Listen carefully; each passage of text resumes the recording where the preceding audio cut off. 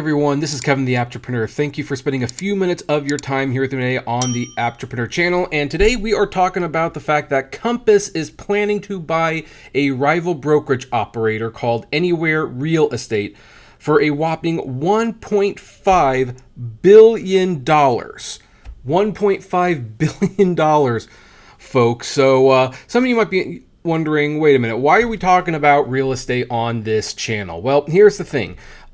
Just to quickly let you know, you're probably going to see more real estate stories on this channel going forward. Not because I'm changing focus, but because real estate in many ways is the original entrepreneurial job. Yes, you have franchisees, you have companies, but the real estate agents and brokers are really independent contractors. They make their own business, they write their own rules, the way that they themselves conduct themselves not depend, but they determine whether or not they sell a property and get a commission.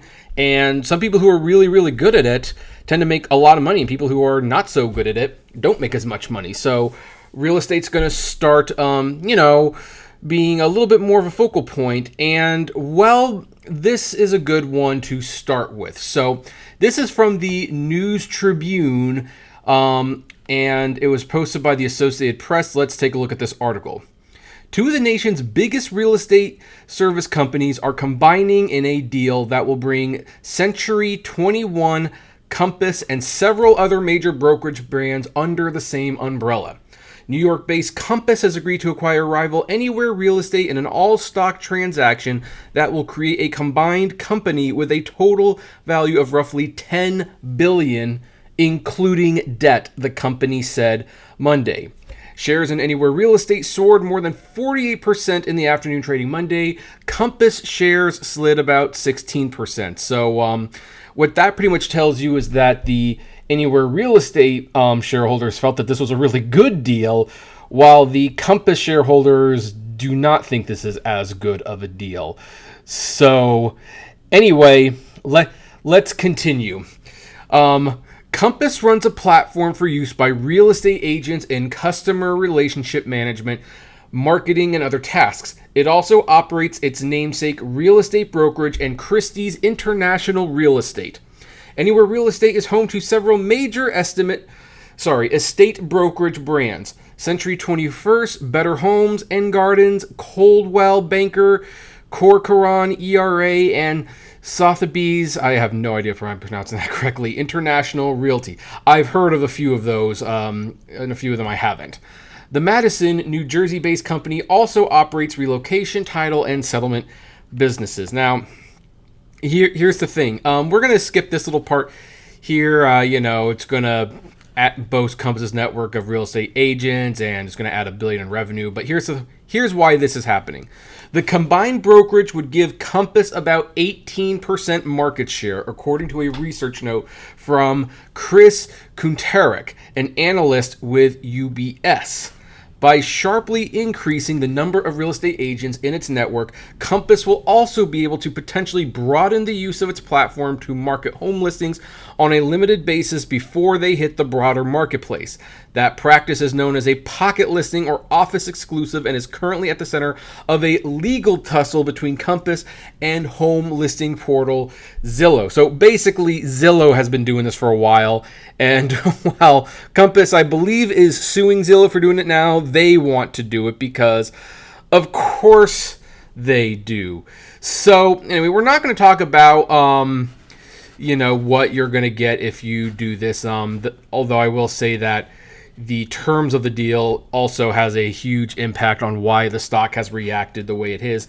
But the deal is the latest example of a consolidation in the residential real estate sector, which has been grappling with a multi-year U.S. housing slump deepened by elevated mortgage rates and rising home prices that have kept many buyers frozen out of the market. This is true.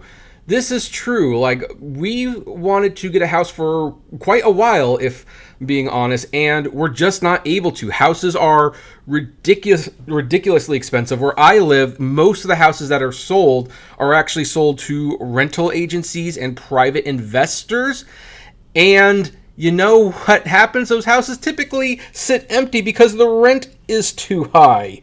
So Anyway, here's another interesting fact. In March, mortgage company Rocket Coast agreed to acquire competitor Mr. Cooper in an all-stock deal valued at $9.4 billion, just weeks after acquiring real estate company Redfin in an all-stock deal valued at $1.75 billion. So here's the thing. This consolidation is not good for anyone. In fact, if anything, I think this is going to hurt the housing market even more. It helps to have competitors, because one of the reasons that Zillow and Redfin have become a problem is because they've become so big and control so much of the housing marketplace that basically whatever they say that house is worth is what it's worth. And Zillow had been caught in the past buying properties to basically artificially inflate the housing market. And so now, granted, this is about, real estate franchisees and what a franchisee is. It's kind of like McDonald's. McDonald's is a corporation, but when you go to a McDonald's location, it's owned by an individual franchisee who, pays McDonald's a fee and buys their equipment and things like that and gets the marketing material. That's kind of what this is. Otherwise, people work the way that they want to. And by the way, being a real estate agent with a franchise has a lot more freedom than being a McDonald's franchisee. I'm just throwing that out there. But yeah, we're getting more consolidation. It's not going to be good for the agents out there. And I'm actually really curious to see what happens if one of these agents, makes a mistake with any of these companies that are now going under one roof. I mean, do those people lose access to all of those things? I mean, I guess there are other, franchise places they can go to. I know Realty World is one of them. But and 18% is not exactly a monopoly. It's not. I will agree with that. But that being said, it's also more power than I would like one company to have on an entire marketplace. Ideally, no business should have more than 5% of the marketplace. At most 10 if they're extremely successful. But once you start getting close to the 20 to 25%, this one company is now getting way too much leverage. And by the way, I have no doubt it will be approved under this current administration. I mean, the sitting president got his start in real estate. Definitely did not like some of the regulations that was put on him when he was doing real estate. So of course he's going to let them this administration will let this merge happen. So, it is what it is. Consolidation continues to happen.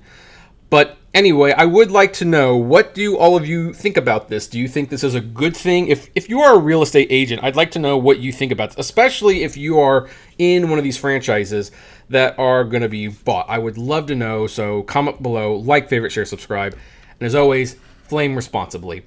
Have a good one. Hey, you made it to the end. Thank you so much for making it to the end. Just a few more things. First of all, the names that you see on the screen, these are our Patreon and YouTube member supporters.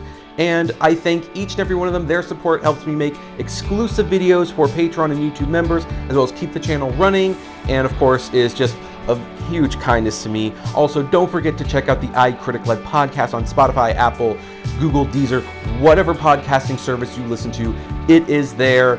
We definitely want to see you there. And hey, there's also other videos that you can check out. So, check out these other channels, these other videos, especially that one. I think that's a really good one.